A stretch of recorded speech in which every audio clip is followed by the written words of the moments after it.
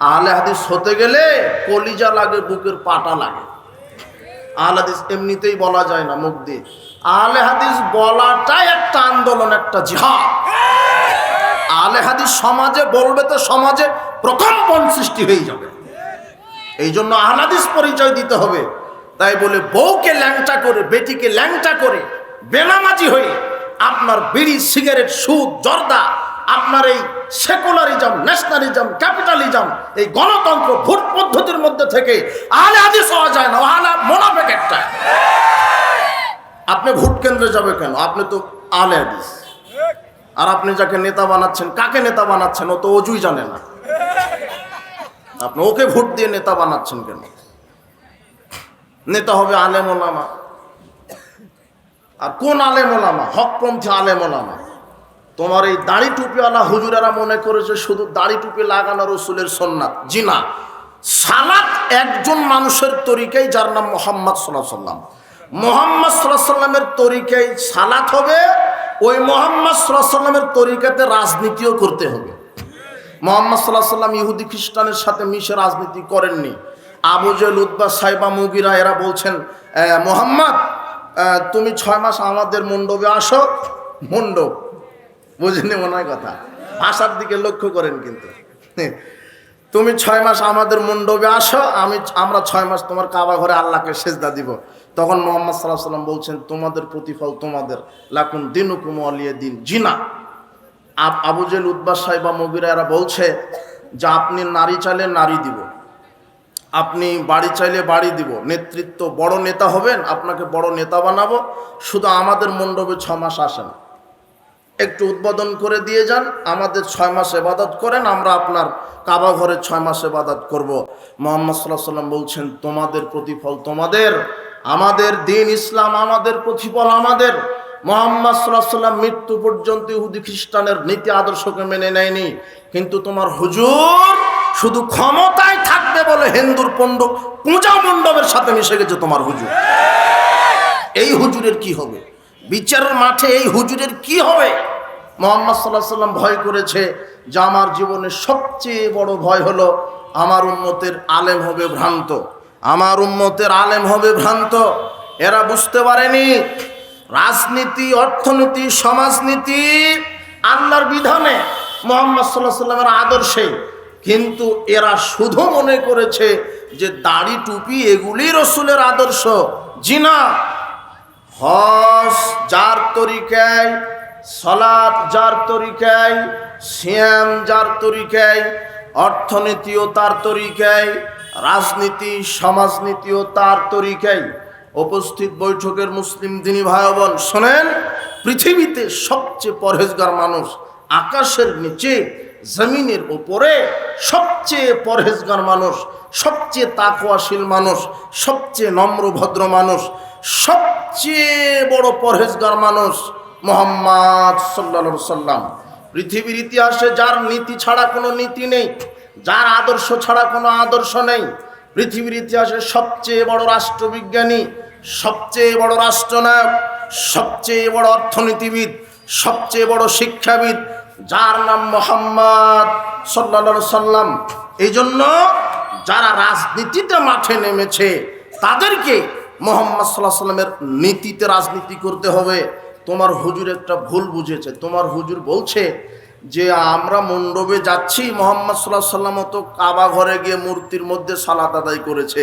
তোমার হুজুরকে আবার 10 বছর পড়া লাগবে। মুহাম্মদ সাল্লাল্লাহু আলাইহি ওয়াসাল্লাম মূর্তির ভিতরে একদিনও সালাত আদায় করেনি। বুখারীর 2474 নম্বর হাদিসে আব্দুল্লাহ ইবনে মাসউদ রাদিয়াল্লাহু আনহু বলছেন, দাখালান নবী সাল্লাল্লাহু আলাইহি ওয়াসাল্লাম মক্কাতা ওয়া হাওলাল কাবা মিয়াতু সালাসিন ওয়া সিত্তুনা নুসুবান। আব্দুল্লাহ ইবনে মাসউদ রাদিয়াল্লাহু আনহু বলছেন যে রাসূল সাল্লাল্লাহু আলাইহি ওয়াসাল্লাম যখন মক্কাতে প্রবেশ করলেন, তিনি কাবা ঘরে ঢুকলেন। ভিতরে, কাবা ঘরের ভিতরে, কাবা ঘরের চতুর্পাশে ছিল মূর্তি, ভিতরে মূর্তি ছিল না। কোথায় ছিল মূর্তি? কাবা ঘরের চতুর্পাশে, কাবা ঘরের ভিতরে নয়।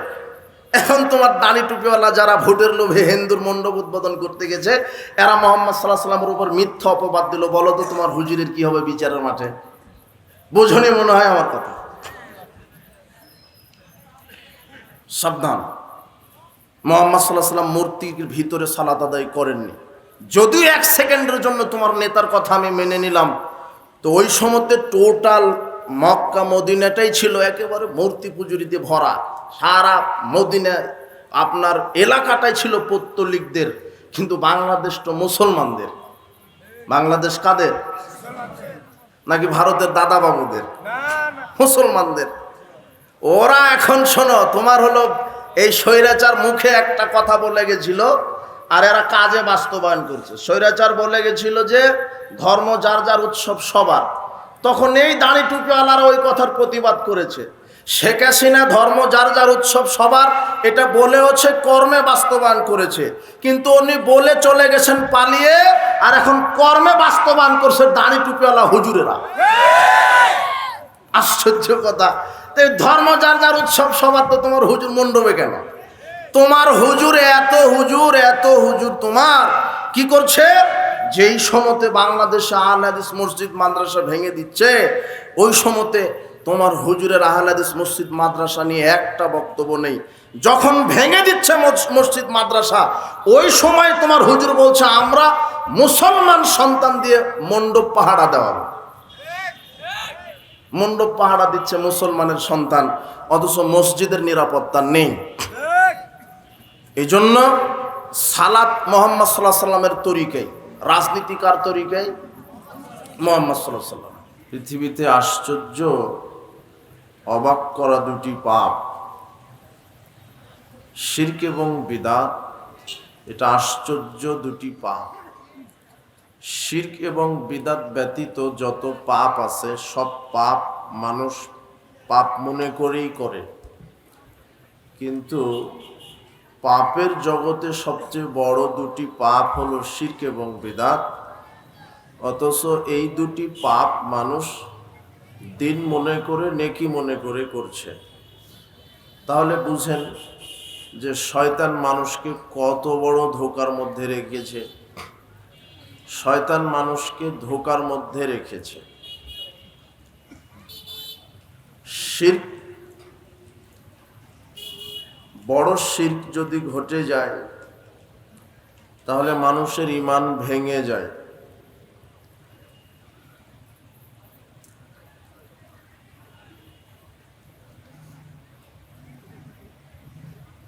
ইবলিস শয়তান মানুষের ঈমানকে নষ্ট করার জন্য 4টি কর্মসূচি হাতে নিয়েছে। কয়টি? 4টি। শুধু মানুষের, মুসলমানদের ঈমানকে ভেঙে ফেলবে, এই জন্য মুসলমানের ঈমানকে ভেঙে ফেলার জন্য ইবলিস 4টি কর্মসূচি হাতে নিয়েছে। আর আমলকে নষ্ট করার জন্য প্রধানত ইবলিসের কর্মসূচি একটি, যার নাম বিদআত। বিদআত করলে আমল কবুল হয় না, আর শিরকের সাথে আমলের সম্পর্ক নাই, ঈমানই নষ্ট হয়ে যায়। এই জন্য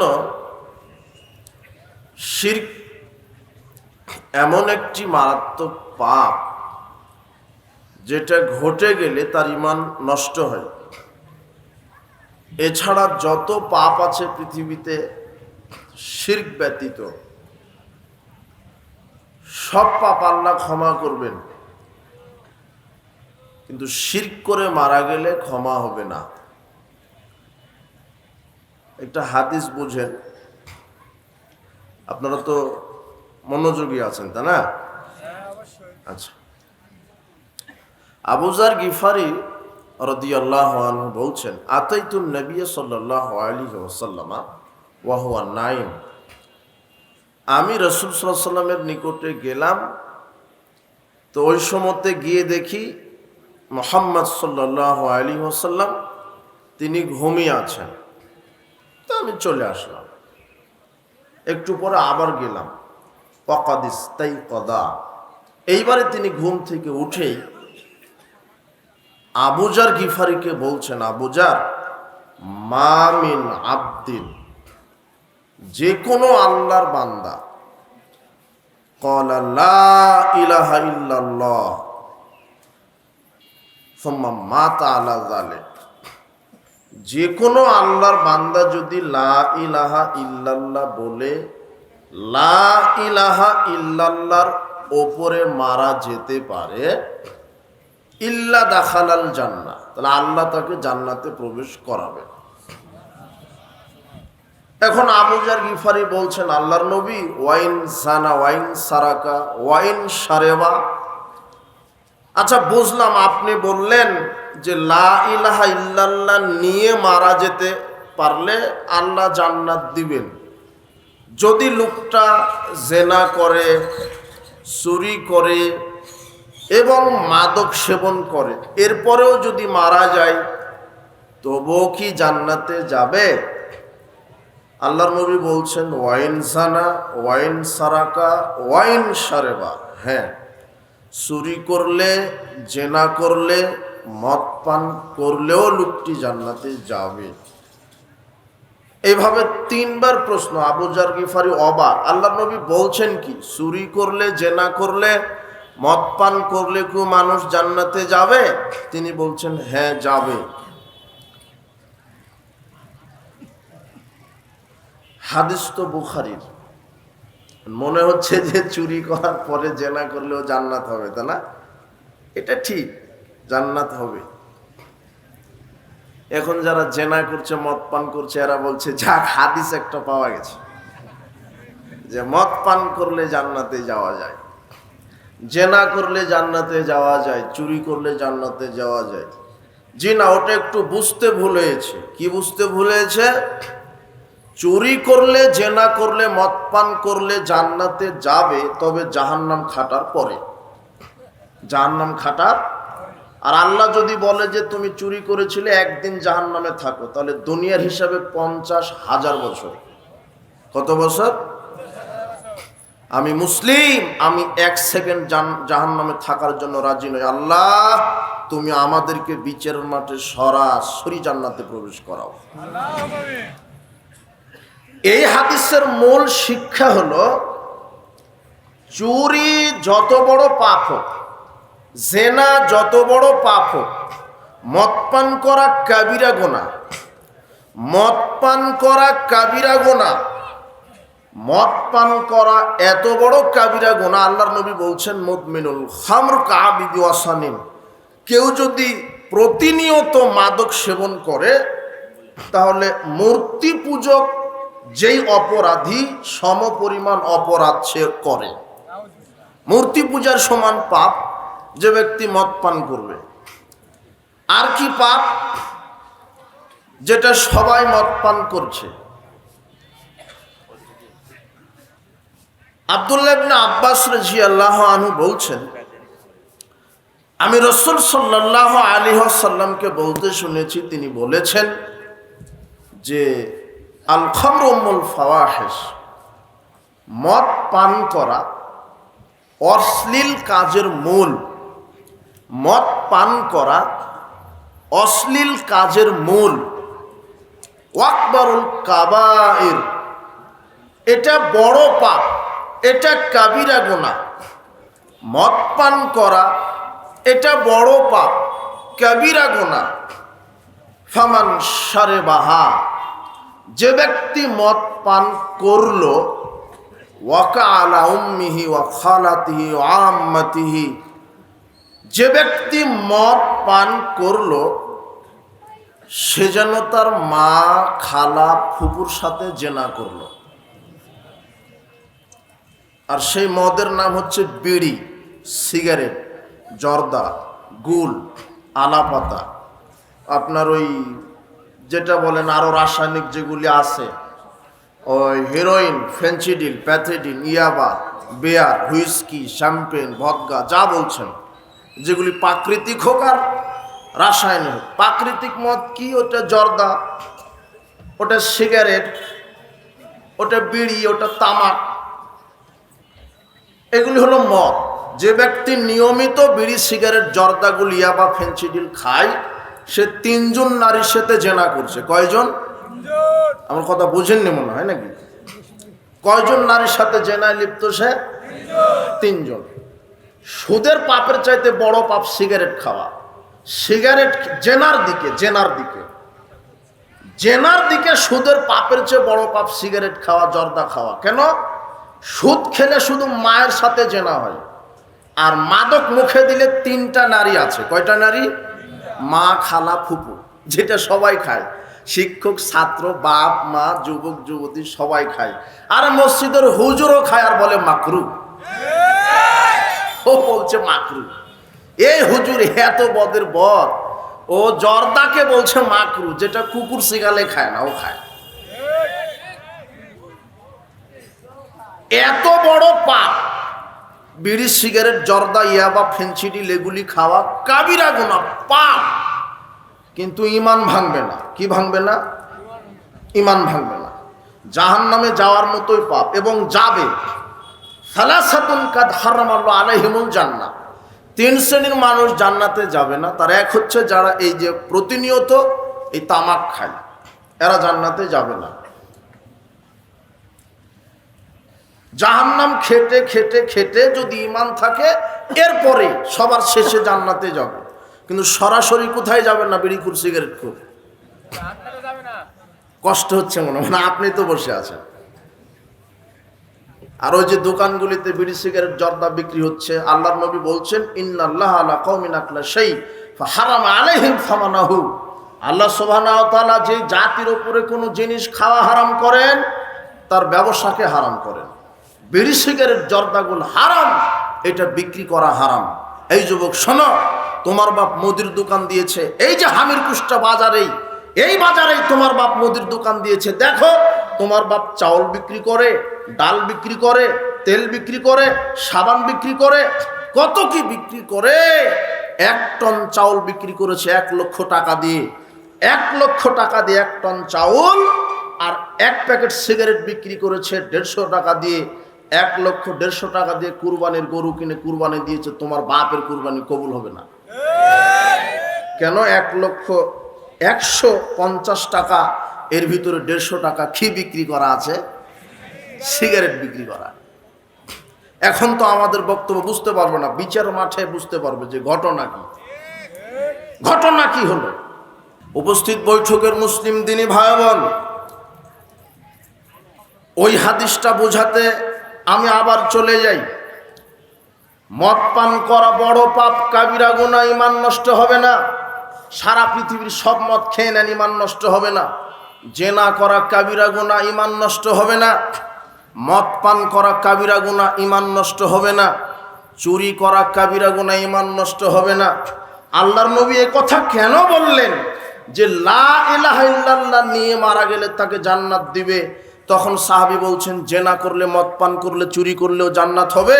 হ্যাঁ হবে। কেন হবে? চুরি যত বড়ই পাপ হোক, জাহান্নামে যাওয়ার মতো পাপ, কিন্তু ঈমান নষ্ট হয় না।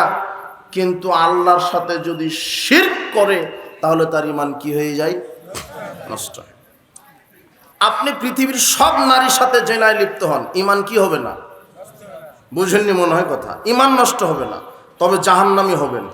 জাহান্নাম খেটে খেটে খেটে খেটে যখন অনুপরিমাণ ঈমান থাকবে, তখন আল্লাহ ঈমানের বদলতে একদিন আপনাকে জান্নাত দিবেন।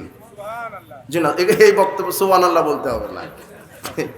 তুমি শুধু এটা বুঝো যে জেনা, মদ পান করে মারা গেলে জাহান্নাম, বছর বছর যুগ যুগ খাটার পরে যদি ঈমান থাকে, ঈমানের বদলতে আল্লাহ কোথায় দিবেন? কিন্তু শিরক করে মারা গেলে তার জান্নাতে যাওয়ার কোনো সুযোগ নাই। ইন্নাহু মায়ুশরিক বিল্লাহ ফাকাদ হারামাল্লাহু আলাইহিল জান্নাহ। যে ব্যক্তি শিরক করে মারা যাবে, আল্লাহ তার উপরে জান্নাত হারাম করে দিবেন। শিরক সবচেয়ে বড় পাপ। আল্লাহ বলছেন লা তুশরিক বিল্লাহ, শিরক করো না। ইন্না শিরকা লাযুলমুন আযীম। শিরক সবচেয়ে বড় পাপ। শিরক সবচেয়ে বড় পাপ। রাসূল সাল্লাল্লাহু আলাইহি ওয়াসাল্লাম বলছেন আলা উনাব্বিউকুম বিআকবারিল কাবাইর। আমি কি তোমাদেরকে বলবো না বড় পাপ সম্পর্কে? কুলনা বালা ইয়া রাসূলুল্লাহ। সাহাবীগণ বলছেন জি আল্লাহর নবী, আপনি অবশ্যই বলবেন। তখন আল্লাহর নবী বলছেন আল ইশরাকু বিল্লাহি। বড় পাপ হচ্ছে আল্লাহর সাথে শিরক করা, আল্লাহর সাথে অন্য কাউকে শরীক করা। 2 ওয়াকুকুল ওয়ালিদাইন, পিতা মাতার অবাধ্য হয়ে চলা। ও কানা মুত্তাকিয়ান ফাজালাসা। রাসূল সাল্লাল্লাহু আলাইহি ওয়াসাল্লাম ঠেস দিয়ে বসেছিলেন, হেলান দিয়ে বসেছিলেন। এরপরে তিনি উঠে বসে বলছেন, পৃথিবীর ইতিহাসের তৃতীয় মহাপাপ হচ্ছে আলা ওয়া কাউলুয যুর ওয়া শাহাদাতুয যুর ওয়া কাউলুয যুর ওয়া শাহাদাতুয যুর আলা ওয়া কাউলুয যুর ওয়া শাহাদাতুয যুর। শোনো, পৃথিবীর ইতিহাসের তৃতীয় বৃহত্তম পাপ হচ্ছে মিথ্যা কথা বলা, মিথ্যা সাক্ষ্য দেওয়া। প্রথম বড় পাপ শিরক, দ্বিতীয় বড় পাপ পিতামাতার অবাধ্য হওয়া, পিতামাতাকে কষ্ট দেওয়া, পিতামাতার সাথে নাফরমানি করা। তৃতীয় বড় পাপ মিথ্যা কথা, মিথ্যা সাক্ষ্য দেওয়া। পৃথিবীর ইতিহাসের সবচেয়ে বড় পাপ শিরক। 1 2 শিরক ক্ষমার অযোগ্য পাপ। ইন্নাল্লাহা লা ইয়াগফিরু আশরাকা বিহি, নিশ্চয় আল্লাহ তার সাথে শিরক করার পাপ ক্ষমা করবে না। ওয়া ইয়াগফিরু মা দুনা যালিকা লিমান ইয়াশা, এছাড়া তিনি যে কোনো পাপ ক্ষমা করতে পারে। আনাস রাদিয়াল্লাহু আনহু বলছেন, রাসূল সাল্লাল্লাহু আলাইহি সাল্লামকে আমি বলতে শুনেছি, তিনি বলেছেন, আল্লাহ তাআলা বলেন, ইবনে আদম, হে আদমের সন্তানেরা, ইন্নাকা মা দাউতানি ওয়া রাসাউতানি, তুমি আমাকে যতদিন ডাকবে ক্ষমার আশা নিয়ে, গাফারতু লাক, আমি তোমার পাপ ক্ষমা করব। আলামা কানা মিনকা, তোমার যেই অবস্থায় হোক না কেন। ওয়ালা উবালি, আমি পৃথিবীর আকাশ জমিনের কারো পরোয়া করি না। আরে পাপ তো আমি ক্ষমা করব, তোমার যত পাপ হোক না কেন, তুমি ক্ষমার আশা নিয়ে আমাকে ডাকো, আমি তোমার সব পাপ ক্ষমা করব। ইবনে আদম লাউ বালাগাত দুনুবুকা আনানাস সামায়ে, যদি তোমার পাপ আকাশ পর্যন্ত ঠেকে যায়, সুম্মাস্তাগফারতানি, এরপরে যদি আমার কাছে ক্ষমা ভিক্ষা চাও, গাফারতু লাক ওয়ালা উবালি, আমি তোমার আকাশ পরিমাণ পাপ ক্ষমা করব, আমি কারো পরোয়া করব না। ইবনে আদম ইন্নাকা লাওয়াতাইতানি বিকুরবিল আরদি খাতায়ে, হে আদম সন্তান, তোমার পাপ যদি পৃথিবী পরিপূর্ণ পাপ হয়ে যায়, আমার নিকটে যদি তুমি পৃথিবী পরিমাণ পাপ নিয়ে উপস্থিত হও, হাম্মালাকিতানি লা তুশরিক বিশা, আর আমার সাথে যদি শিরক না করে উপস্থিত হও, লাতাইতুকা বিকুরবিহা মাগফিরা, আর তোমার পাপ যেমন পরিধি, তার চাইতে বেশি পরিধি পরিমাণ ক্ষমা নিয়ে আমি তোমার নিকটে উপস্থিত হব। কিন্তু শিরক করলে পাপ ক্ষমা হবে না। শিরকের পাপ নিয়ে বিচার মাঠে গেলে ক্ষমা হবে না। জেনা করেছেন, মদ পান করেছেন, অন্য যে কোনো পাপ করেছেন, আল্লাহ ক্ষমা করবেন। ক্ষমা মানে এই নয় যে বিচার মাঠে আপনি গেলেনই আপনাকে ক্ষমা করলেন, জাহান্নাম খাটার পরে আল্লাহ বলবেন ঠিক আছে হয়েছে, এখন তোমাকে ক্ষমা করা হলো, তোমার পাপ ক্ষয় হয়েছে, এখন জান্নাতে প্রবেশ করো। কিন্তু শিরক করে মারা গেলে জান্নাতে প্রবেশ করার কোনো সুযোগ, কেন? তার ঈমান কি নষ্ট। বোঝেননি মনে হয় যে জেনা যত বড় পাপ হোক, জেনা করলে কি ভেঙে যায় না? ঈমান। কিন্তু শিরক করলে কি ভেঙে যায়? ঈমান ভেঙে যায়। এই জন্য ঈমান যদি না থাকে তাহলে জান্নাতে প্রবেশ করা যাবে না। ঈমান যদি না থাকে, জান্নাতে প্রবেশ করতে ঈমান লাগে, জান্নাতে যেতে গেলে ঈমান লাগে। ঈমানবিহীন দেহ জান্নাতে যাবে না। এই জন্য যারা শিরক করে মারা যাবে, এরা জান্নাতে যাবে না। এদের উপর আল্লাহ জান্নাতকে হারাম করে দিয়েছেন। উপস্থিত বৈঠকের মুসলিম দিনী ভাই বোন, শিরক যদি করে, শিরক 1 সবচেয়ে বড় পাপ, 2 শিরক ক্ষমার অযোগ্য পাপ, 3 শিরক করলে ঈমান যেহেতু নষ্ট হয়, সাথে সাথে আমল বাতিল হয়ে যায়, 4 শিরক করলে আল্লাহকে অপমান করা হয়, আল্লাহর হককে নষ্ট করা হয়, 5 শিরক করে মারা গেলে আল্লাহর নবী তার ব্যাপারে সুপারিশ করবে না। আল্লাহর নবী বলছেন, ফাক্তারতু শাফা ওয়াহিয়া লিমান মাতা লা ইশরিকু বিল্লাহি শাইআ, আমার সুপারিশ কেবল তার জন্য যে ব্যক্তি মারা গেছে শিরক না করে। শিরক করে মারা গেলে কে সুপারিশ করবে না? মুহাম্মদ সাল্লাল্লাহু আলাইহি ওয়াসাল্লাম সুপারিশ করবে না। মুহাম্মদ সাল্লাল্লাহু আলাইহি ওয়াসাল্লামের সুপারিশ অতীব জরুরি। আল্লাহ তুমি আমাদের জন্য তার সুপারিশ কবুল করো।